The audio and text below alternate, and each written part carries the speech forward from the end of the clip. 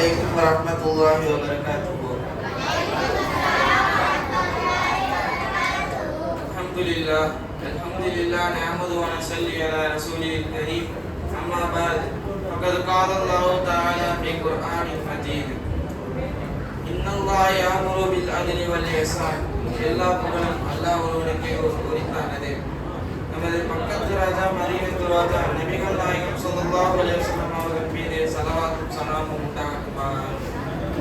மரியாதைக்குரிய ஆசிரியர்களே, நிர்வாகிகளே, இஸ்லாமிய சகோதர சகோதரிகளே, இன்று நான் உங்களிடம் பேசப் போகும் தலைப்பு நல்லொழுக்கம், ஒரு முஸ்லிமின் உண்மையான அழகு. இன்னல்லாஹ் யஅமுரு பில் அத்லி வல் இஹ்சான்.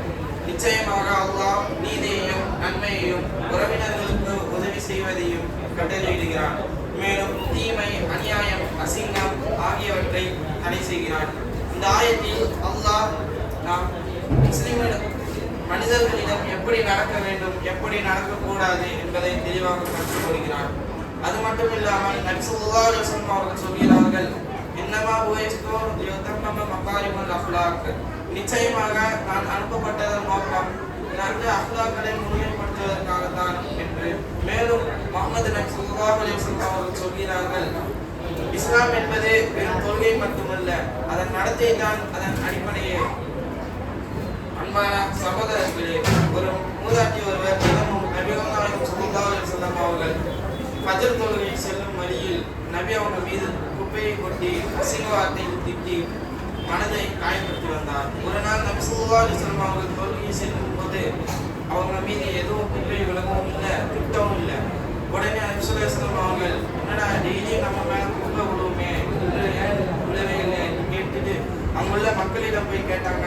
மக்களே, ஏன் இன்று அந்த மூதாட்டி வரவே இல்லை என்று கேட்டவுடன் அங்குள்ள சஹாபாக்கள் சொன்னாங்க, யா ரசூலல்லாஹ், அந்த மூதாட்டி உடம்பு சரியில்லாமல் இருக்கிறாங்க அப்படின்னு சொன்ன உடனே நபி ஸல்லல்லாஹு அலைஹி வஸல்லம் அவர்கள் அந்த மூதாட்டியை பார்ப்பதற்காக அவங்க வீட்டுக்கு சென்றார். உடனே அந்த மூதாட்டி அதிர்ச்சியில், நபி உங்களை பார்த்தவுடன் அதிர்ச்சியில், எப்படி நீங்க இங்க வந்தீங்க, நான் உங்களை ரொம்ப கஷ்டப்படுத்தி துன்புறுத்தி இருக்கிறேனே, ஆனா எப்படி வந்தீங்க என்று அழுது லா இலாஹ இல்லல்லாஹ் முஹம்மது ரசூலுல்லாஹ் என்று கலிமா சொல்லி இஸ்லாத்தை ஏற்றுக்கொண்டார். அதே போல இந்த இஸ்லாம் மாதால் பரவியது என்று சொல்வதை விட நல் ஒழுக்கத்தாலும் நற்குணத்தாலும் பரவியது என்று சொல்வது அழகானதும் கூட பொருத்தமானதும் கூட. இந்த சம்பவம் நமக்கு என்ன கற்றுக் கொடுக்கிறது என்றால், நல் ஒழுக்கம் தாவா, நல் ஒழுக்கம் தான் தாவா, வார்த்தையால் அல்ல, இஸ்லாம் நடத்தியால் தான் பரவியது என்று இந்த சம்பவம் நமக்கு கற்றுக் கொடுக்கிறது. கோபத்தை அடக்குவது ஈமானின் உண்மை, கோபத்தை அடக்குவது ஈமானின் அடையாளம். அதை பழிவாங்குவது சுலபம், அதை பணிப்பதுதான் உயர்ந்தது. எனவே பெரியவர்கள் பெரியவர்களுக்கு உதவி செய்திட வேண்டும், வலியவர்கள் எளியவர்களுக்கு உதவி செய்திட வேண்டும். அல்லாஹ் நம்மை மனிதர்களாக நபி அவர்களுடைய சுன்னத்தை பின்பற்றுபவர்களாக ஆக்குவானாக. எங்கள் இதயத்தை பொறுமைக்காக, எங்கள் வாழ்க்கையை உனக்கு பிடித்ததாக ஆக்குவாயாக. யா ரப்பல் ஆலமீன். அஸ்ஸலாமு அலைக்கும்.